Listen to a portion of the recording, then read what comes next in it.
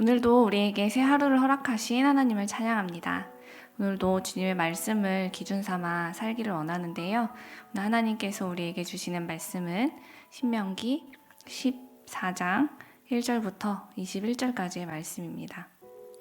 함께 읽겠습니다. 너희는 너희 하나님 여호와의 자손이니 죽은 사람을 위해 너희 몸을 상하게 하거나 눈썹 사이 이마를 밀지 말라. 이는 너희가 너희 하나님 여호와께 거룩한 백성이기 때문이다. 세상의 모든 민족들 가운데 여호와께서 너희를 선택해 그분의 소중한 소유물이 되게 하셨다. 가증스러운 것은 어떤 것이든 먹지 말라. 너희가 먹어도 되는 동물들은 소, 양, 염소, 사슴, 노루, 불구스름한 사슴, 산염소, 야생염소, 영양, 사냥 등이다. 굽이 둘로 갈라지고 되새김질하는 동물은 너희가 먹어도 되지만 되새김질하는 것이나 굽이 갈라진 것 가운데 너희가 먹으면 안 되는 것은 낙타, 토끼, 오솔이다. 그것들은 되새김질을 하지만 굽이 갈라지지 않았으니 너희에게는 부정하다. 돼지도 부정하니 이는 굽이 갈라져 있지만 되새김질을 하지 않기 때문이다. 너희는 그 고기를 먹거나 죽은 것을 만지지 말라. 물속에서 사는 모든 생물들 가운데서는 지느러미와 비늘이 있는 것은 다 너희가 먹어도 된다. 그러나 지느러미와 비늘이 없는 것은 먹지 말라. 그것은 너희에게 부정한 것이기 때문이다. 정결한 새는 어떤 것이든 먹어도 된다. 그러나 너희가 먹지 말아야 할 것은 독수리, 솔개, 검은 솔개, 매, 새매, 그 외의 매 종류, 까마귀 종류, 타조, 헛간 올빼미, 갈매기, 새매 종류, 올빼미, 부엉이, 따오기, 거위, 독수리, 물에 잠기는 까마귀, 학, 황새 종류, 후투티, 박쥐 등이다. 모든 떼로 날아다니는 곤충들은 너희에게 부정한 것이니 그것들을 먹지 말라. 그러나 정결한 새는 먹어도 된다. 이미 죽은 것은 무엇이든 먹지 말라. 너희는 그것을 너희 성 가운데 사는 이방 사람에게 주어 먹게 하라. 아니면 이방 사람에게 팔라. 너희는 너희 하나님 여호와께 거룩한 백성이다. 어린 염소를 그 어미의 젖에 삼지 말라. 아멘. 오늘 말씀은 금지된 애도의 방법에 대해서 소개하면서 시작되고 있습니다. 오늘 본문을 읽으면서 다들 느끼셨겠지만 여호와의 자녀된 자들이 해도 되는 것과 하지 말아야 될 것, 그리고 먹어도 되는 것과 먹지 말아야 될 것에 대해서 아주 자세하게 소개하고 있는 것을 볼 수 있는데요. 그래서 아마도 이 말씀을 묵상하고 삶에 적용하는 것이 조금 쉽지 않게 느껴졌을 수도 있어요.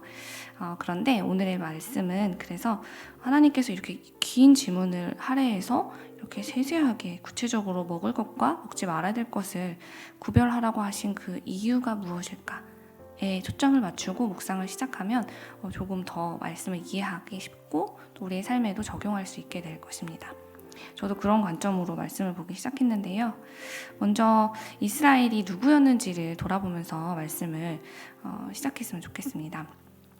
이스라엘은 하나님의 거룩한 백성으로 택함받은 자들이었습니다. 오늘 1절 말씀에서 너희는 너희 하나님 여호와의 자손이니 라는 표현이 바로 그것을 증명해주고 있는데요. 이스라엘은 거룩한 하나님의 백성이기 때문에 언제 어디서든 자신들의 정체성을 잊지 말고 그 이름에 걸맞는 삶을 살아가야 했습니다. 하지만 가나안 땅에 정착한 이후 이 백성들은 점차 그 땅의 종교 관습에 매일매일 노출되게 되었어요. 그러다 보니까 이방 종교 관습에 따라서 우상들에게 바쳐진 음식들을 자연스럽게 먹게 되고 이방 종교의 관습을 따라하게 되었던 것이죠. 1절에 등장한 몸을 칼로 베어 상처를 내거나 앞머리를 미는 행위, 이런 것들은 이방인들이 곡을 하면서 죽은 사람을 애도할 때 겸하던 행동들이었을 겁니다. 함께 사는 이웃들이 다 그렇게 하니까 좋은 게 좋은 거 아닌가 하는 생각으로 무분별하게 그들의 전통과 문화를 흡수하는 것이 하나님 보실 때는 그들의 정체성, 거룩한 백성으로의 정체성을 잃어버리기에 딱 쉬운 상황이었죠. 그런 위기에 있다는 것을 알고 계신 하나님께서는 그들이 일상에서 아무렇지 않게 따르고 있던 속된 것들과 하나님의 백성답게 살아가는 이 거룩한 삶에 대해서 구별하라라고 오늘 말씀하고 계신 것입니다. 사랑하는 여러분, 예수 그리스도의 피로 거룩함을 입은 우리 그리스도인들은 세상과 구별되어야 합니다.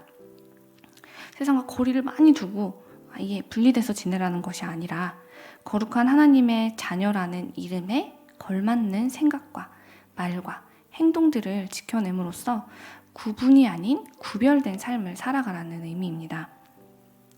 오래전 아동부 여름 수련회를 준비하면서 한 선교단체에서 내놓았던 주제에 감명을 받았었는데요. 그 해의 주제는 바로 왕의 자녀답게 살아요 였습니다.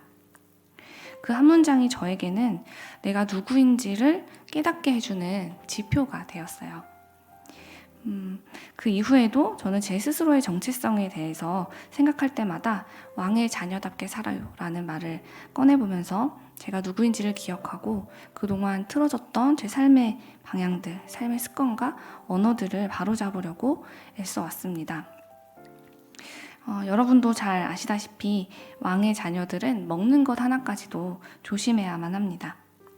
과거 우리나라의 왕들도 그들의 옥체를 보존하기 위해서 식사 전에 기미상궁들이 먼저 그 음식들을 먹어보고 안전의 여부를 판단한 후에 먹었던 것처럼 하나님의 자녀인 우리도 우리의 거룩함에 독이 되는 음식들을 조심하고 구별해내는 것은 사실 기본 중에 기본이라고 할 수 있는 것입니다.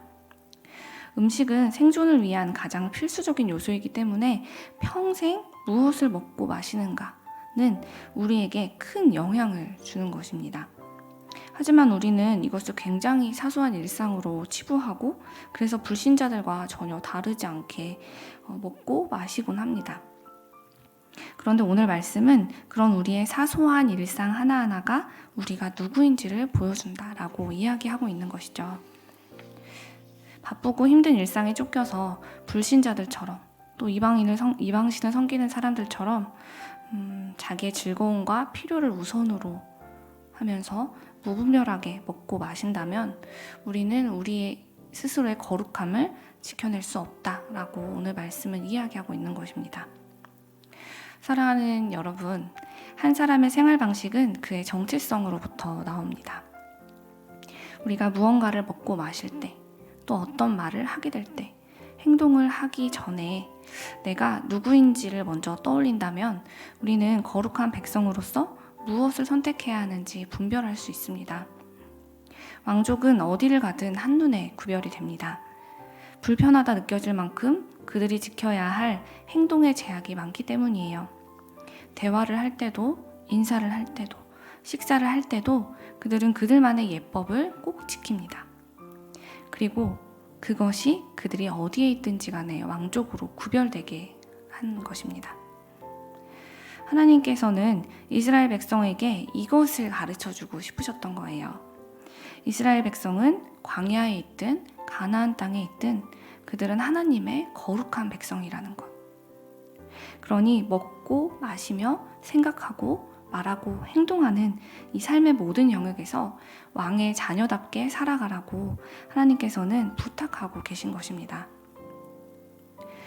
오늘 하루를 보내면서 오늘 말씀을 기준하여서 과연 나의 먹고 마시고 생각하고 말하는 이런 사소한 습관들이 하나님의 말씀 앞에서 과연 거룩한 백성답게 내가 살아가고 있는지 한번 돌아보면서 왕의 자녀다운 삶을 살아가는 세상의 빛 이레교회 성도님들이 되시기를 소망합니다.